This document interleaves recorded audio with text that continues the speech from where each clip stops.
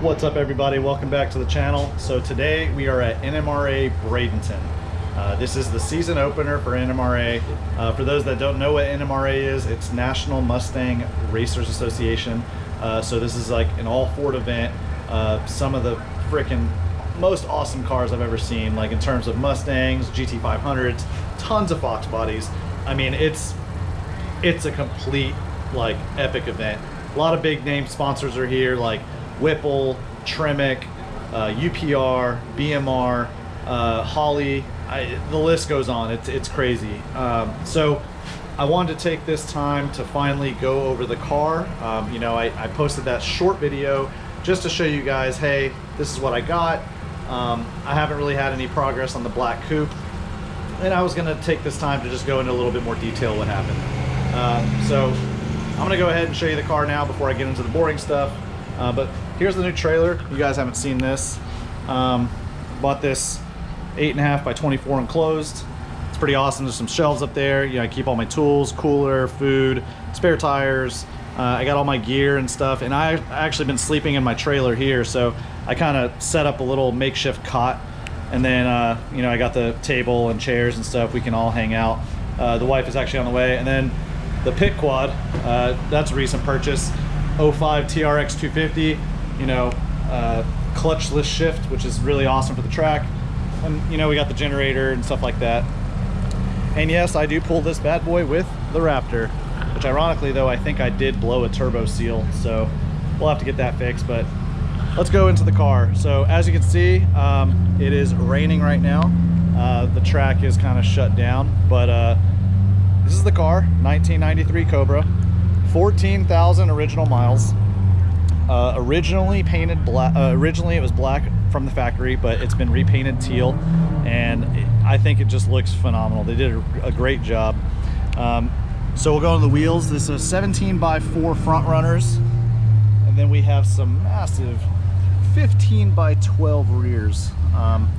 The rear end is a built 8.8 with it's been narrowed 9-inch ends.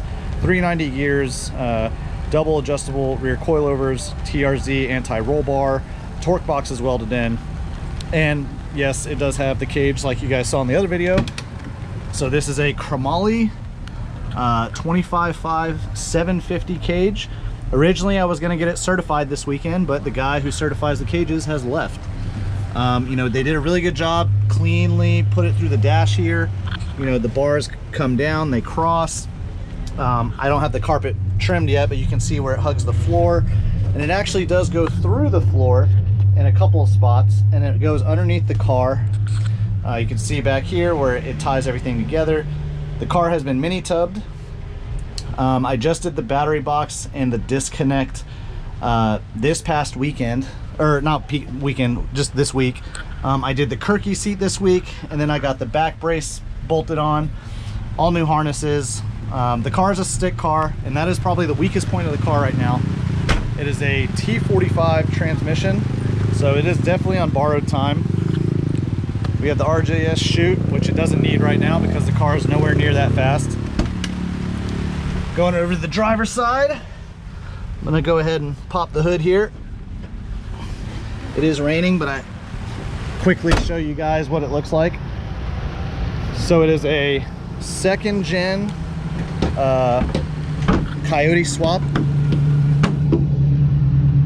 The engine bay has obviously been smooth. It was done when it was a 302, that's why the intake tube is there, and you can actually see the coil on the back of the firewall. Although it's a Gen 2, it does have an 18 manifold, which is pretty awesome. It's pretty good. BBK swap headers, manual rack, so manual steering. Has the better master cylinder, clutch adjuster, you know, SV aluminum radiator, Canton tank, air motive lines, regulator, and then the pump is actually like an air motive hat. I'm just gonna go ahead and close that because it is raining and I don't want to get too wet in there. Going to the brakes, we have strange drag brakes on the front and the rear. I'll show you on this back here. And that about does it. I'm gonna get out of the rain here real quick. So that's the car, right? It's very well built, very well put together. The motor is stock. There's no nothing done to it. I don't know if there's a tune in it or not. I couldn't tell you, to be honest, because as far as I know, it's just a takeout from like a 17 and it had like 20,000 miles on it. Let's see if I can close this. Oh, I can. So I know the lighting in here is kind of bad now, but yeah, that's the car. Really fortunate and super grateful to be able to own it. I've wanted a teal 93 Cobra for a very long time. It came from a buddy of mine who's local. He bought it about 2 or 3 years ago, and when he bought it, you know, I was just super envious. I wanted the car. It was the best looking teal 93 Cobra I think I've ever seen. So the reason I bought it was, to my wife and I, it's an investment, right? That car is always going to go up in value. There's no, it's not like my black coupe, which is originally a 4-cylinder car, right? So like when I put money into this car, it's a little bit different than putting money into like an LX or you know, a GT. If you put a $5,000 supercharger on like an LX, you might get that $5,000 back, maybe. I mean, Fox values are going up. But when you put that same $5,000 blower on like a 93 Cobra, for example, now that Cobra might be worth 7, 8, or 9 grand, because it's a real Cobra, and 93 Cobra values are, I mean, like it or not, they're skyrocketing, and I think for good reason, right? They're not making any more of them, and the age-old, you know, adage, like supply and demand, right? Like there's 4,900 of them made. There's probably 4,500 of them left after people have been wrecked or you know, stolen and totaled, you know, whatever. But we bought it because it's an investment. Now, I will say, when it came available, I knew that I could not keep my black coupe and this car, right? I don't want to disclose how much I paid for the car, but just know it was a lot of money, right? It wasn't cheap. So to make it work, I had to sell my black coupe. And I wanted to just kind of go into this car like as, okay, this is the replacement for my black coupe, this is the new race car, and do things a little different. So I lost motivation on my black coupe, right? Let's be honest, like I wanted to build it. I made an emotional based decision to pull the Terminator motor out of it because it was, you know, it was acting up. You know, I was frustrated. I was trying to point the finger at this, that, and the other. Maybe, you know, I was like, oh, well, maybe the motor's not right, like maybe it wasn't built correct, but I know that wasn't probably the case because Jordan from Modular Head Shop built the motor, and that guy's awesome. Like, he knows what he's doing. Well, I come to find out when I pulled it apart after I'd sold a good amount of stuff that, you know, for anyone that followed the channel, they saw the issues I was having with it. It seemed like it kept blowing head gaskets. And after we got it right, the motor was torn back down, I put it all back together. Still had some issues, still kind of smoked on startup. It would kind of overheat when you got on it. Well, come to find out, the freaking intercooler O-ring gaskets for the little pieces that go between the intercooler underneath the blower and the intercooler cover, right? There's O-rings on each end. Those O-rings went bad. When I pulled the blower off the motor and I was tearing it down, there was about 2 or 3 inches of water sitting in my lower intake manifold, which I completely forgot will exempt the same, they'll give you the same symptoms as like a blown head gasket.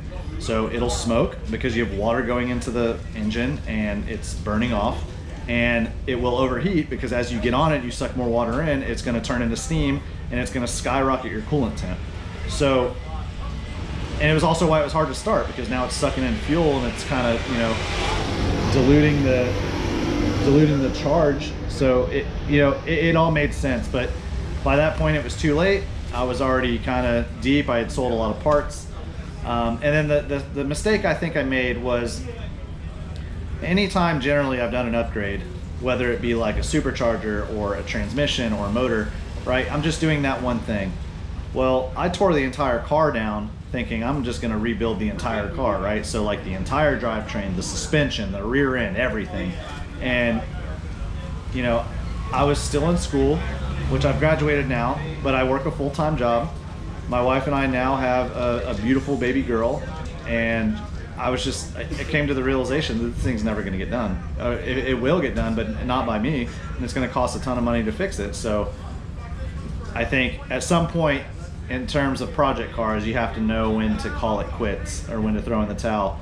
Luckily, I posted it for sale. It sold very fast to actually my buddy who bought the motor out of the car. So I know he said a mod motor is going to go back into it, which is pretty awesome. So hopefully the motor that I sold out of it goes back in it. I'd really like to see that thing run because that motor's built and it's nasty. But yeah, you know, I made a calculated risk and figured, all right, we're gonna part ways with the coupe and I'm gonna get a 93 Cobra, a teal one, and not look back. And so far, I don't regret anything. It's an awesome car, it turns heads. We already have some dealings in the works for partnerships with certain companies. To be honest, I'm really trying to use it to kind of bring back the channel. I mean, you guys may not know this. I think I have like 1,900 subscribers now, but at one point I had over 2,000, and I lost about 400 or 500 when I announced I was going LS in the coupe. So, you know, I'm still gonna have LS powered stuff, but this Coyote powered 93 Cobra is gonna stay Coyote powered, and it's probably gonna get a blower, probably gonna get a 6-speed transmission, and also probably get a standalone. Those are my 3 major goals for the car. Now, I'm not going to just come out of the gate swinging. I am going to slowly ramp it up, slowly build it. So like when it gets a blower, it's going to stay on pump gas. It's going to stay on the stock motor. Then maybe I'll upgrade the fuel system and go to E85. Start pulling it down. And then by time, you know, we get to the point where, all right, we're making a good amount of power, we're probably pushing the envelope on a stock motor, then I will consider having a motor built, or at least studding the heads. On a Gen 2 motor, if you have studded heads, you can make like 800-900 horsepower. It's pretty impressive. So the time for a built motor is way down the road. This car, I weighed it today, by the way, and I'll show you the picture here. The car weighed 2,973 pounds with me in it. Now I'm 190 pounds normal, but when I'm all geared up, right, I'm definitely like 200, maybe 205. So think about it, that car is 2,770 pounds ish. I mean, that's crazy. That's a full bodied car. There's no, I mean, the hood is a cowl, like fiberglass hood, but other than that, like steel doors, like factory hatch, all glass, no optic armor, 25 5 cage. I mean, there's no really interior. The whole back is empty, but it has door panels. You know, it has the power windows, power locks. It still has speakers, a radio, and there's still probably 20-30 pounds of weight I can pull out of it because I'm going to pull out the factory seat belts. I don't need those anymore. That's probably 15-20 pounds, and you know, it just blew my mind. So I did drive it on the street once so far, and it was pretty crazy. So this is going to be a 2-part video, by the way. I don't know which one's going to come out first, this one or how this event goes, but I don't want to make a super long video, but so I'm going to cut it into 2. I'm going to get some footage of us racing today too as well, and that'll be a separate video. I just wanted to take this moment to talk to all of you, tell you what was going on with the car, why I sold the black coupe, and why I don't regret it, to be honest. I mean, a lot of people really like the Terminator Fox. I think when it was the Terminator setup, it was exactly how I wanted it. And you know, I'll be honest, I regret tearing it down, right? That car had AC, had heat, had power steering, had cruise control, had ABS, right? And it was a street car that ran deep 10s, right? I mean 10.00 at like 145. And it was a blast, had IRS. I should have just left it alone. But you know, hindsight's 20/20. You know, we don't know what the future brings. So here I am now with a stick shift 93 Cobra Coyote swap, and I absolutely love it. I gotta be honest. So just wanted, I felt like I owed you guys that. You know, I haven't showed the car a lot, and you know, I kind of didn't stick to my word and didn't finish it, didn't build it. You know, so you know, I apologize, but hopefully this new car makes up for it.